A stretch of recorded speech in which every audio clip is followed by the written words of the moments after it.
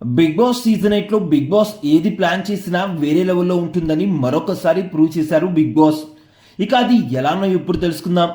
ఇక హౌస్ చివరి వారం నామినేషన్ ప్రక్రియ అంటే 14వ వారం నామినేషన్ ప్రక్రియకు సిద్ధమైంది.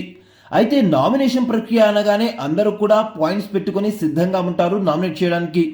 అయితే ఇందులో కూడా మళ్ళీ గ్రూప్ గేమ్ ఆడి కొందరిని మాత్రమే నామినేట్ చేసి మిగతా వాళ్ళని సైడ్ చేసే ప్రయత్నం చేస్తారని భావించిన బిగ్ బాస్ వాళ్ళ పప్పులు ఏమీ ఉడకకుండా నెక్స్ట్ లెవెల్ ప్లాన్ వేశారు బిగ్ బాస్.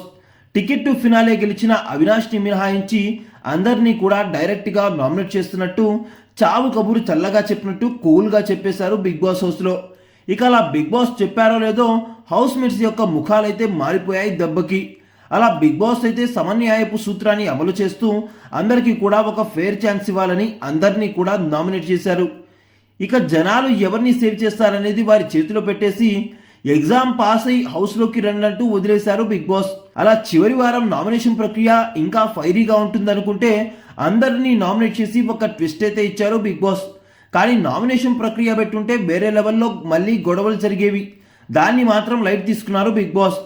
అలా హౌస్లో ఉన్న 7 సభ్యుల్లో నుంచి ఒక్క అవినాష్ని మినహాయించి మిగతా 6 సభ్యులు డైరెక్ట్గా ఇంట్లో నుండి బయటకు వెళ్ళడానికి నామినేట్ అయ్యేలాగా చేశారు బిగ్ బాస్. అయితే ఈ వారం హౌస్ నుండి ఎలిమినేట్ అయ్యే ఆ కంటెస్టెంట్ ఎవరో కింద కామెంట్ చేసేయండి మీ అభిప్రాయం ప్రకారం.